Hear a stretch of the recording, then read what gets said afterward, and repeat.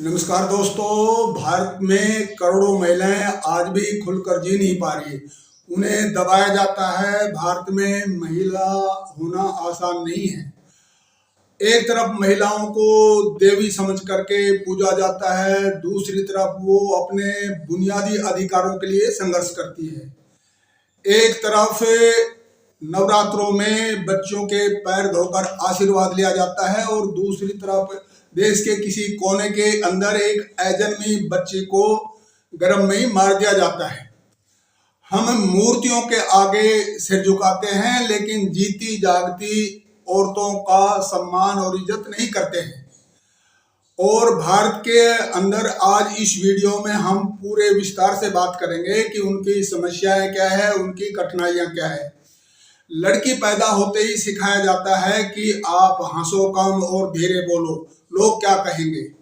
और फिर उसके अंदर घर के अंदर ही उसके साथ भेदभाव होता है, खाने में, पढ़ाई में और दूसरे जो भी घरेलू काम है उनके अंदर।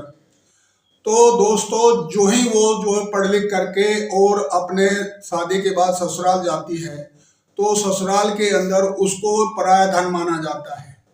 और भारतीय नारी सबसे पहले घरों में उठती है और सबसे बाद में सबको खाना पीना खिलाकर सुला करके सोती है। और जो वो गृहिणियां होती है, होम मेकर होती है, हाउस वाइफ होती है, उसके काम को तो काम ही नहीं समझा जाता है, उसका कोई मूल्यांकन भी नहीं करता है। और यदि उनके साथ कोई भेदभाव होता है या उनको मतलब कोई वायलेंस होता है घरेलू, तो जो ही समझाया जाता है लोगों को, तो उसी को दबाया जाता है। क्योंकि एक दुनिया का कड़वा सत्य है, जब आपके पास कोई फाइनेंशियल सपोर्ट नहीं होता है, आपके पॉकेट में पैसा नहीं होता है, तो आपकी आवाज को दबा दिया जाता है।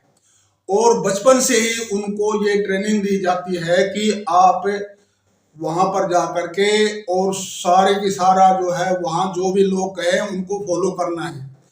और यदि उनके साथ कोई भेदभाव होता है तो भी उन्हीं को दबाया जाता है। तो घरेलू हिंसा सबसे बड़ी समस्या है। ससुराल में उनको पराया धन समझा जाता है और उन्हें बहुत ज्यादा दर्द सहना पड़ता है। फिर साथ के साथ जो है दहेज उत्पीड़न, भ्रूण हत्या, फीमेल फोर्टिसाइड, डोमेस्टिक वायलेंस, आज ये आम बातें होती जा रही हैं। और जो ही शादी के बाद जो है भारत के अंदर कई कैटेगरी है, जो है एक है बिल्कुल ही ट्राइबल इलाका है, एक मिडिल क्लास है और एक शहरों के अंदर पोस्ट कॉलोनीज है या शहरीकरण की औरतें हैं, शहरों में जो रहती है, नगरों में रहती है, उनकी अपनी समस्याएं हैं। गाँव के अंदर ज्यादातर औरतें होती है, वो खेतों में भी काम करती है, पशुधन का भी काम करती है और घर का पूरा काम करती है, लेकिन उनके काम को कोई भी महत्व नहीं देता है। उनको ताना सुनना पड़ता है कि हमेशा घर में ही पड़ी रहती हो, करती क्या हो। और इस तरह से उनके अंदर एक इन्फीरियरिटी कम्प्लेक्स आ जाता है। और जो शहरों की औरतें हैं, उनका डाइवर्स के बाद उनको बहुत सी समस्याओं का सामना करना पड़ता है। उनको जो ही एलिमनी या जो निर्वाह भत्ता दिया जाता है वो नहीं मिलता टाइम पर, कोर्ट केस बहुत लंबा हो जाता है। और ज्यादातर जब उनके माँ बाप मायके में रहते तब तक तो वो अपना आप को थोड़ा सा ठीक अनुभव करती है, फील करती है। बाद के अंदर उसकी जो है भाई और भाभियां उसको परेशान करना शुरू कर देती है। ये मैं अपना अनुभव बता रहा हूँ। तो दोस्तों, भारत की जो नारियां हैं, औरतें हैं, महिलाएं हैं, उनको बहुत सी समस्याओं का सामना करना पड़ता है। आज भी सार्वजनिक स्थानों पर वो सुरक्षित नहीं है। शाम को 7 बजने के बाद घर से फोन आना शुरू हो जाता है, कहाँ पहुंच गई हो। क्योंकि जो सार्वजनिक स्थानों या घर के बाहर जो ईवटीजिंग है, रेप है और डोमेस्टिक वायलेंस है, सेक्सुअल हरेसमेंट है, ज्यादा से ज्यादा आप इसके बारे में खबरें सुनते रहते हो। तो हर आदमी जो है औरतों के प्रति कोई खास सहानुभूति पुरुष वर्ग नहीं रखता है। और जो जो इनमें एम्पावरमेंट हो रहा है, शिक्षा बढ़ रही है और वो फाइनेंशियली जो है उनके अंदर इंडिपेंडेंस आ रहा है, तो उसके और कॉम्प्लिकेटेड कारण बनते जा रहे हैं, उन्हीं का शोषण हो रहा है।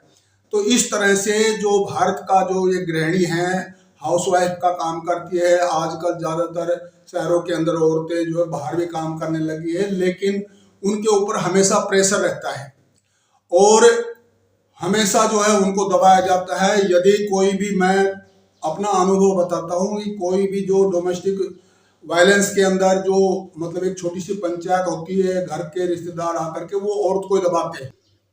दूसरा, जो हमारा भारत का जो एक समाज है, ये पैट्रियार्की है, यानी पुरुष प्रधान है। घर के अंदर जो भी सामाजिक आर्थिक डिसीजन होते हैं, जो घर का मुखिया होता है पुरुष, वही करता है और औरतों के हाथ में हमने कोई भी जो है ताकत नहीं दे रखी है।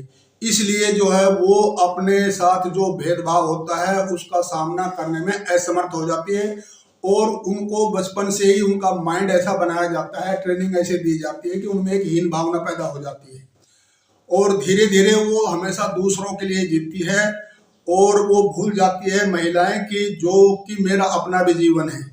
और सबसे बड़ी समस्या क्या है कि अगर वो रोए तो लोग कहते हैं कि ड्रामा कर रही है, अगर वो जवाब देती है तो कहा जाता है कि ज़्यादा बोलती है, अगर वो चुप रहती है तो कहते हैं कि ये एक्टिंग कर रही है। और हमारे एक राष्ट्र कवि मैथिली शरणगुप्त जी थे, उन्होंने कहा था, अबला जीवन हाय तुम्हारी यही कहानी, आंचल में है दूध और आंखों में पानी। तो ये भारतीय नारी के त्याग, ममता और उसके अंदर के दर्द को दर्शाता है। और हमारे देश के अंदर जो मीराबाई थी, लास्ट में उसने भी जो है अपने दर्द को व्यक्त करते हुए कहा था, जो मैं ऐसा जानती प्रेम किए दुख होय, नगर ढिढोरा पीटती प्रेम न कीजे कोय। तो दोस्तों, नारी को कदम कदम के ऊपर उसको प्रेशर करके दबाया जाता है, बचपन से लेके आखिर तक। और खासकर जो ग्रामीण इलाका है उसके अंदर धीरे धीरे लोगों में चेतना आ रही है, शहरों में भी चेतना आ रही है, लेकिन जो दूसरी समस्याएं हैं वो उससे भी ज़्यादा बढ़ रही है और उसकी समझ में ये नहीं आ रहा है कि भविष्य के अंदर हम अपने आप को कैसे मजबूत बना सकते हैं। आर्थिक आज़ादी बिना जो है नारी बिल्कुल ही हमेशा प्रेशर को झेलती है। भारत के अंदर अधिकांश महिलाएं अपनी खुशी से पहले दूसरों की या पूरे परिवार की खुशी को देखती है, सोचती है और वो हमेशा परफेक्ट जो है बेटी बनना चाहती है, परफेक्ट एक बहू बनना चाहती है, एक आदर्श पत्नी बनना चाहती है और ममतामयी माँ बनना चाहती है। तो दोस्तों, नारी की समस्याएं एक से बढ़कर एक है, लेकिन अभी धीरे धीरे जो ही समाज के अंदर शिक्षा का प्रचार प्रसार हो रहा है, आर्थिक ताकत आ रही है, तो उनकी सुधार जो है उनका होता जा रहा है। तो दोस्तों, यदि आपके घर के अंदर भी आपकी कोई माँ है, आपकी पत्नी है, आपकी बहन है, आपकी बेटी है, तो उनको जिम्मेदारी ही मत दीजिएगा। उनको जो है थोड़ा सा सम्मान दीजिएगा, उनको थोड़ा सा आराम दीजिएगा और उनको अपना खुद की जिंदगी जीने दीजिएगा। लोगों ने कहा है कि एक खुश नारी पूरे परिवार को जो है संभाल सकती है और घर को स्वर्ग बना सकती है। आज तो बस इतना ही। यदि ये वीडियो आपको अच्छा लगा हो तो इसको ज़्यादा से ज़्यादा शेयर करना और सब्सक्राइब जरूर करना। आज तो बस इतना ही। Thank you so much.